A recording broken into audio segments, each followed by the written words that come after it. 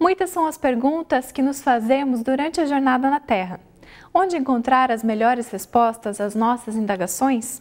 Trazemos muitas dúvidas em nosso caminhar existencial, mas o Espiritismo tem as respostas que a vida nos propõe. A Vida em Foco está no ar e você é o nosso convidado especial. Fique conosco!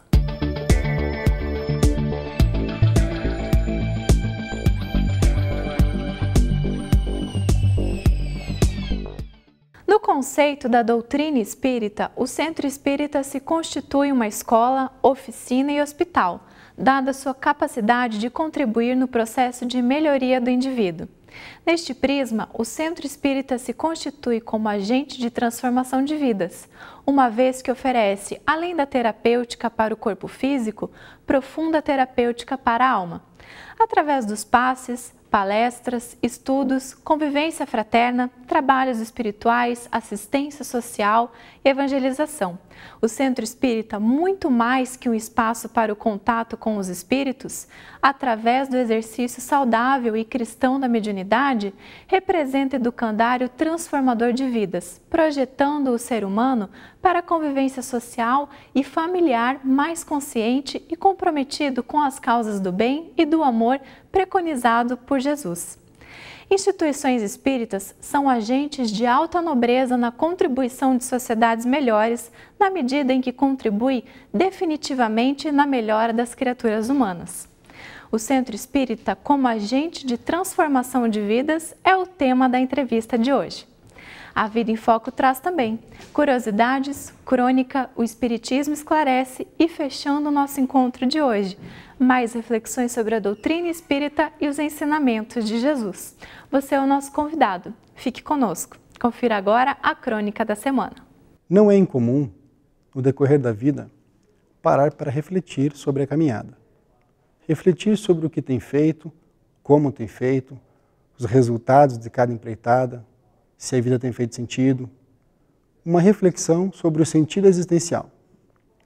Em uma cultura mercantilista onde o utilitarismo e o imediatismo prevalecem, é quase inevitável a visita do vazio existencial. Nesse contexto, afirma o espírito de Joana de Ângeles sobre psicografia de Divaldo Franco. Foge a autoconsciência para o consumismo perverso. Consumismo esse que impulsiona a ausência dos sentimentos de nobreza. O egoísmo cresce, a insatisfação toma conta, uma sensação de vazio ganha importância. Nesses momentos, em especial, faz-se necessária uma boa reflexão sobre a vida e seu sentido.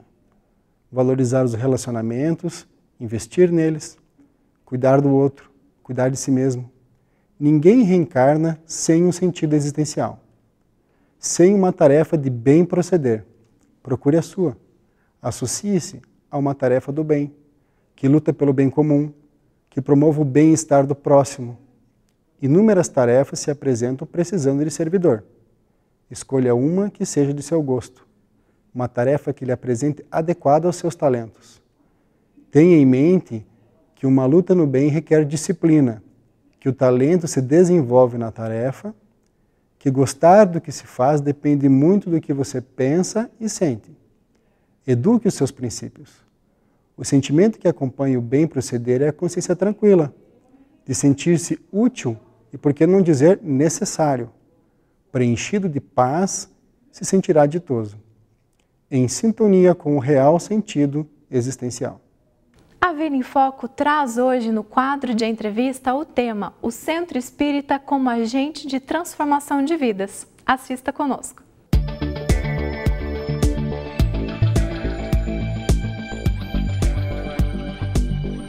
Olá, começa agora o nosso bate-papo, a nossa entrevista, e temos a alegria de receber aqui hoje, para essa nossa conversa, para esse nosso bate-papo, o senhor Nivaldo Medeiros. Seja muito bem-vindo, senhor Nivaldo. Muito obrigado. O seu Nivaldo, eu já o conheço há alguns anos e sempre foi objeto de muita reflexão para mim, de muita admiração, porque o seu Nivaldo já passou dos 80, não é, seu Nivaldo? 83 anos. 83 anos e sempre que eu encontro o seu Nivaldo, ele está alegre, trabalhando. Sim, né? Temos muito compromisso, né? Temos que buscar um pouco da alegria de viver, né? Pois que né? E o que dá essa alegria de viver para o senhor? O senhor acorda todo dia com essa alegria? Eu acho que o envolvimento, né? A gente precisa livrar-se das preocupações, porque preocupar-se, qual é o lucro? Entendi. Não dá lucro, né? Então, não devemos nos preocupar antes. E todo dia que o senhor acorda tendo algo para fazer, é isso? Alguma coisa a ser feita? Sempre temos envolvimento, sempre temos. Tanto no campo profissional, vamos dizer assim, né, do envolvimento, atendendo pessoas, como na doutrina espírita também, onde a gente se envolve bastante, né? O senhor disse que administra 3 prédios, é síndico São ainda? 3 condomínios. 3 condomínios. 3 condomínios, sim. Depois de se aposentar como servidor federal, o senhor continua? Sim. Mas a gente também não pode parar, né? Porque se parar, estagna. Ok. E além disso, eu costumo encontrar o senhor à noite trabalhando numa instituição espírita em São José dos Pinhais. Centro Espírita Caminho do Evangelho. E quem quiser, com muita honra. Quem quiser conhecer o Caminho do Evangelho, como é que faz? É seguir de qualquer caminho de Curitiba para São José dos Pinhais ou do interior para São José, né? São José é uma cidade próspera, é uma cidade bastante acolhedora, né? Sem demérito nas demais cidades da região metropolitana, mas é realmente uma cidade muito gostosa de se viver, né? E o Centro Espírita Caminho do Evangelho, ele tem já a memória me trai, mas deve estar com... Mais de 30 anos. Né? Mais de 30 anos. Acho que 31, 31 anos, se não me engano. Né? Em 84 ele teve início, né? É isso mesmo. Em junho de 1984. Vai fazer 32 daqui a alguns meses. Perfeitamente. E nós participamos dele desde 85. Que bom, senhor. Desde 85. É uma bênção a gente ser acolhido nesta casa, porque realmente nos traz alegria, nos traz realizações, nos envolve, né? E o senhor é trabalhador dessa casa há 29 anos, o senhor me dizia, aproximadamente. Praticamente sim, porque nós acompanhamos o desenvolvimento da casa, né? Tanto financeira, administrativa, fisicamente, como o crescimento das atividades, né? Em das todos ofertas dela, né, para a comunidade. A oferta da comunidade, né? O acolhimento da sociedade, né? Procurando suprir as necessidades de cada um no campo espiritual, no campo da vida, né? Até material, né? Sim, também material, porque temos a nossa área, né? Temos a nossa área social, né? Basicamente voltada para gestante carente, né? Nós temos constantemente entre 25 e 50 gestantes em atendimento, né? E também em todas as outras áreas o Centro Espírita se envolve, né? O que Por fazem exemplo, lá? atendimento fraterno. O que é o atendimento fraterno? O atendimento fraterno é o acolhimento a pessoas que tenham problemas, primeiro, falta de conhecimento, mediunidade em desequilíbrio, problemas de depressão, etc. Muitos casos de depressão? Muitos casos de depressão. Senhor Nivaldo, uma curiosidade, esses casos aumentaram nos últimos anos, né? Tem aumentado bastante, sim. Tem aumentado bastante. Recebem pessoas também que pensam em suicídio na instituição? Constantemente. Constantemente a gente esclarece, a gente procura demover a criatura digamos assim, destas ideias, né? Que para nós, pelo nosso conhecimento modesto, pequeno, como é, mas nós sabemos que esta ideia de suicídio não é da criatura. Entendi. Não é da própria criatura. Ela vai sendo insuflada. Vai sendo insuflada por criaturinhas infelizes da dimensão espiritual, né? E a criatura precisa fazer a sua parte, não é? Precisa fazer a sua parte, reagir, conhecer o problema sobre todos os aspectos, porque no campo da medicina, a criatura deve buscar o seu médico. E no campo espiritual, buscar o esclarecimento, o conhecimento que faz com que a criatura saiba como comportar-se, como reagir frente aos pensamentos que muitas vezes não são seus, as ideias que fluem constantemente, né? Induzem a criatura a cometer atos que normalmente não faria, não cometeria. E que outras atividades lá a instituição oferece? Se eu não me engano, tem palestras, né? Nós temos palestras 3 vezes por semana, nas terças, quartas à noite e sextas às 14 horas. Às 14. Há grupos para jovens? Temos grupos para jovens e para infantes, nas quartas e domingos pela manhã.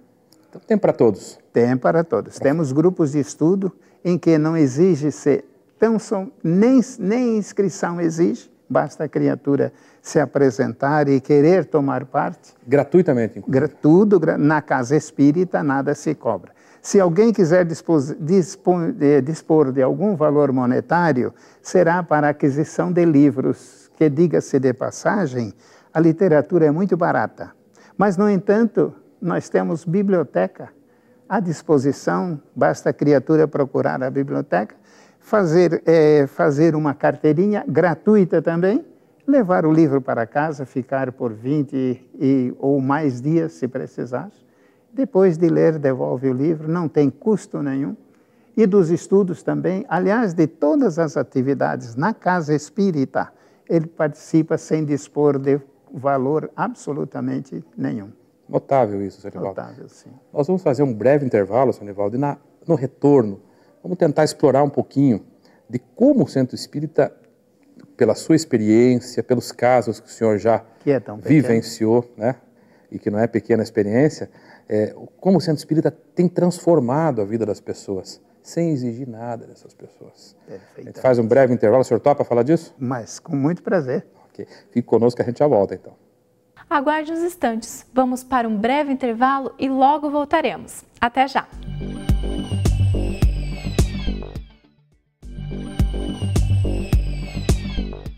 Voltamos com a segunda parte da entrevista. Hoje, a Vida em Foco traz o tema O Centro Espírita como agente de transformação de vidas. Vamos conferir. Estamos de volta e recebendo aqui hoje, para essa nossa conversa, para esse nosso bate-papo, seu Nivaldo Medeiros. 83 anos e com essa alegria permanente. Desde que eu conheço o seu Nivaldo, e talvez mais de 20 anos, por aí, costumamos ir à instituição onde ele trabalha, sempre com essa alegria, com essa boa disposição. Claro que isso tem um motivo, né? E nos brindar com palestras maravilhosas. Você tem nos ajudado muito. Você é um membro da nossa casa. Assim o senhor me constrange. Mas... Sou eu que pergunto. Seu Nivaldo. Então, novamente, né? Reforçando a ideia, é uma alegria. Falamos das atividades que a instituição a qual o senhor está vinculado oferece. Vinculado a ela há quase 30 anos. Mas o senhor não é espírita há quase 30 anos, há mais do que isso. O senhor vem de Santa Catarina com uma experiência? De Santa Catarina. 55 anos? 57 anos de doutrina. 57 anos. Eu não deveria divulgar isso, porque o que eu conheço é tão pouco em relação ao que a doutrina nos oferece de conhecimento. No entanto, realmente... E o senhor, porque com essa idade que o senhor tem, as pessoas que eu conheço estão em casa, inativas muitas vezes, reclamando da vida até, acometidas aí por doenças as mais variadas, é o padrão. Então é difícil de ver essa disposição. O senhor acha que o Espiritismo tem a ver com isso?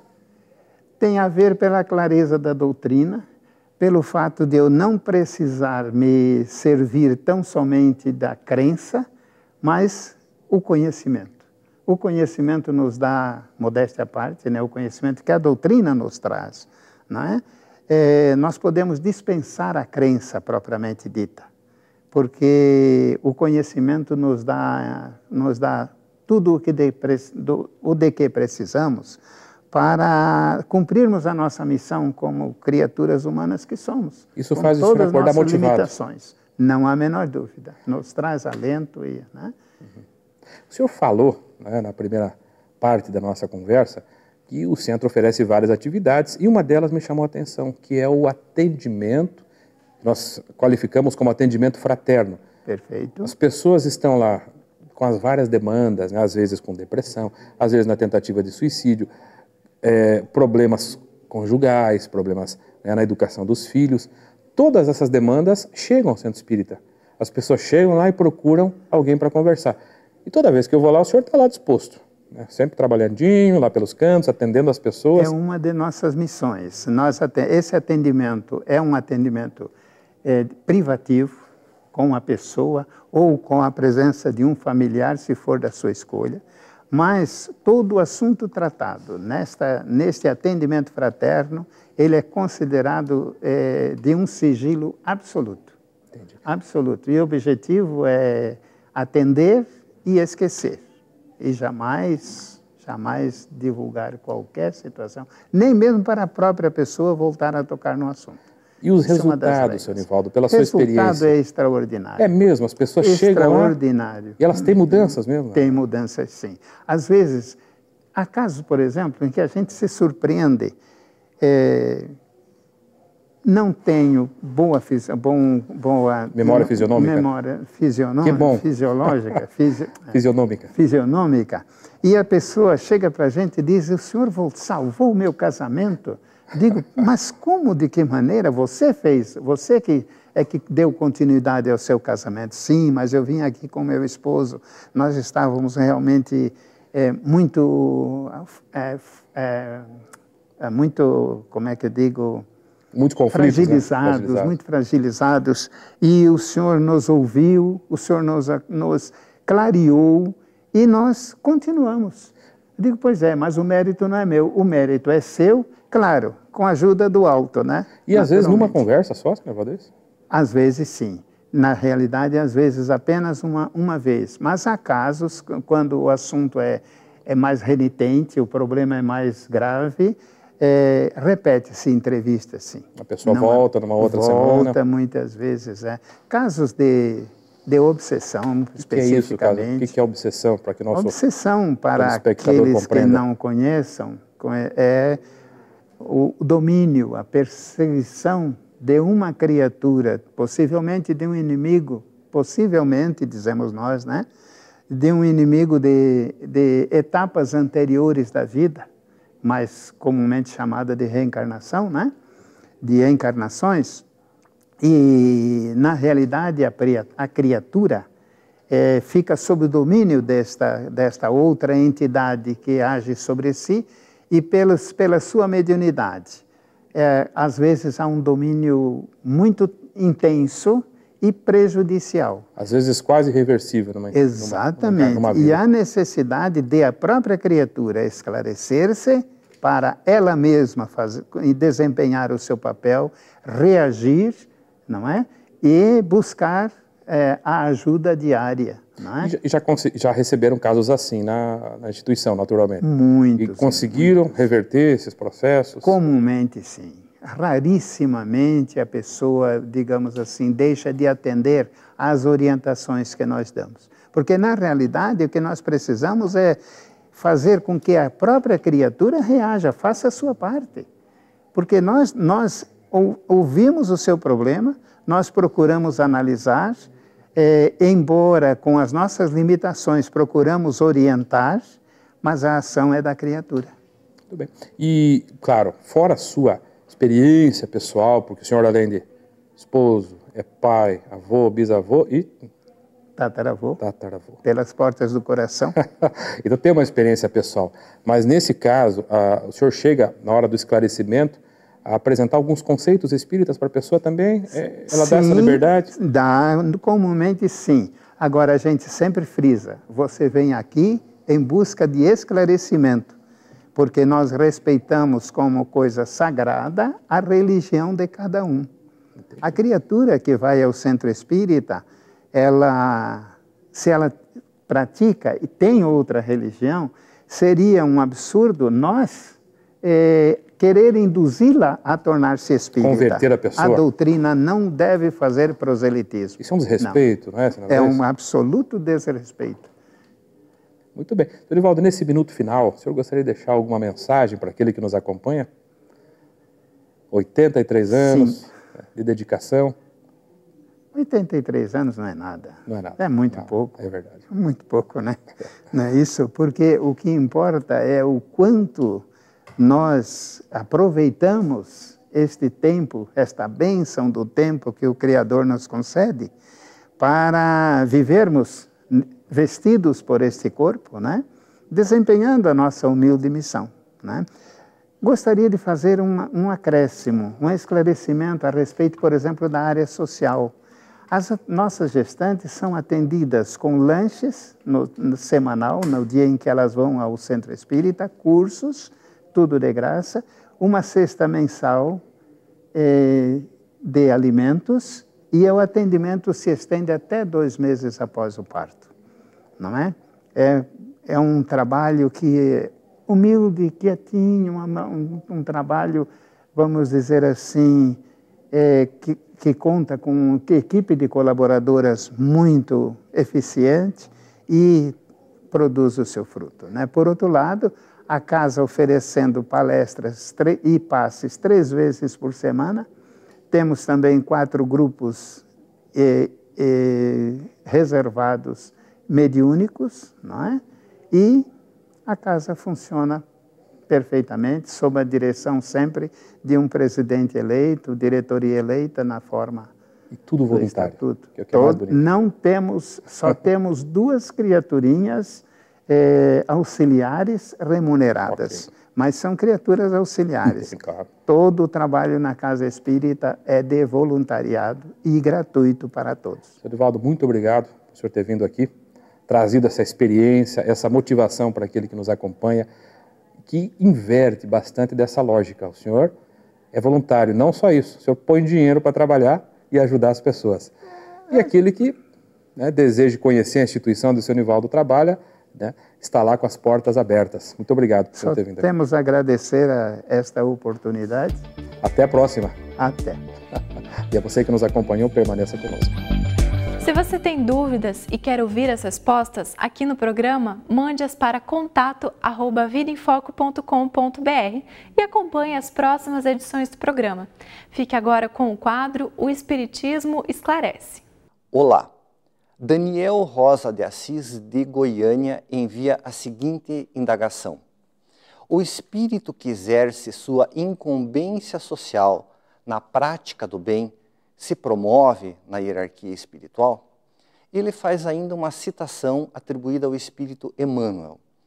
É indispensável que o espírito aprenda a ser grande nas tarefas humildes para que saiba ser humilde nas grandes tarefas. Daniel, a evolução é um processo gradativo, por meio do qual o espírito cresce em possibilidades, valores e qualidades. Para tanto, passa por provas e expiações e também vivencia algumas missões. Expiações são vivências dilacerantes, destinadas a fazer com que o espírito se desgoste de seus vícios. Provas são experiências nas quais deve demonstrar seu valor e consolidar virtudes. Existem missões em sentido amplo e em sentido estrito. Em sentido amplo, todas as provas são pequenas missões. Ser bom pai, boa mãe, um professor ou um lixeiro decente, um filho dedicado, tudo isso são pequenas missões. Viver com dignidade, qualquer que seja o contexto, é uma pequena missão ou uma missão em sentido amplo. Nesse sentido, experienciar uma enfermidade sem reclamação ou revolta é uma missão. Mas existem as missões em sentido estrito ou específico, nas quais o espírito deve interferir nos destinos alheios de modo marcante. Essas missões apenas são confiadas a espíritos qualificados que já fizeram suas provas no passado e possuem a segurança que a experiência adquirida proporciona. Em geral, os missionários ignoram sua condição, não buscam posições de destaque, não querem brilhar. Vão gradual e naturalmente ocupando os espaços em que devem produzir a benefício da coletividade. Consequentemente, não dá para considerar missionário quem arde por brilhar e exercer poder. Esse age por sua conta e risco.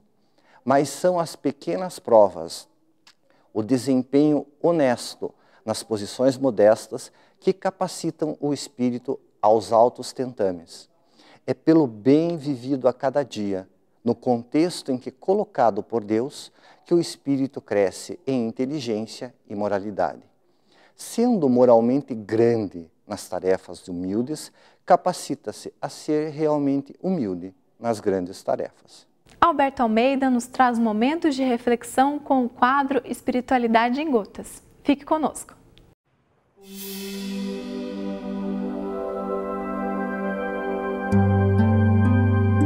Espiritualidade em gotas. Bem ou mal? A questão 630 de O Livro dos Espíritos indaga: como se pode distinguir o bem do mal? A resposta é: o bem é tudo que é consonante, de acordo com as leis de Deus. O mal é tudo que lhe é contrário, caracterizando de que efetivamente bem e mal são circunstâncias que se revelam exatamente pelos seus efeitos. Se estão alinhadas com a lei divina, geram bem-estar, se não, geram desconforto e sofrimento. Como alguém que pula de um lugar alto e se machuca porque não observou a lei da gravidade e faz uma fratura. É um mal. Não a lei da natureza, mas a inobservância dessa lei. Mas se alguém pula, valendo-se da lei da gravidade, e faz um ajuste de conforto para que a queda seja suave, não se machucará, poderá até plainar. Assim somos nós em relação às nossas relações cotidianas. Estamos no bem quando a nossa ação nos faz bem ao outro. E estamos no mal quando não observamos as leis do divino, as leis de amor, e resulta num desconforto para mim ou para o outro ou para ambos, configurando um mal. Mal e bem, portanto, são como o ar, cujas moléculas, atiçadas pelo calor, se movimentam mais velozmente. Mas se a temperatura cai, as moléculas vão mais lentamente, nós sentimos frio. Ou seja, o mal essencialmente não existe. Tudo é o bem. Mas se o bem não está adequadamente posto, gera um desconforto, e aí então nós chamamos didaticamente de mal. O mal, portanto, é quando a observância dessas leis não se faz adequada, e aí gera um malefício para aquele que agencia uma atitude, ou para o outro, ou para ambos, ou para a natureza. Observar as leis divinas, portanto, é graduar a atitude de acordo com o nível de consciência daquele que faz, e proporcional a este nível de consciência, você toma uma atitude que é boa para você e para os outros. Assim, portanto, mal e bem são circunstâncias relativas e que definem claramente se nós estamos ajustados com a lei divina, agindo com a nossa consciência proporcional à nossa maturidade, dando conta, portanto, de poder efetivar ações que logram estabelecer benefícios tanto para quem faz, quanto para aquele que se envolve na ação, quanto para aqueles que pertencem a um grupo, quanto para a natureza onde está se inserido. Bem e mal é uma questão de consciência, e analisar os efeitos pode-se observar se elas estão ou não consonantes à lei divina, às leis de amor.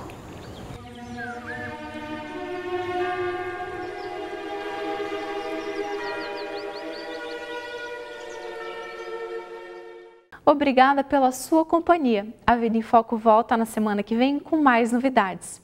Suas sugestões são muito importantes para o programa e você pode enviá-las para o e-mail contato@vidaemfoco.com.br.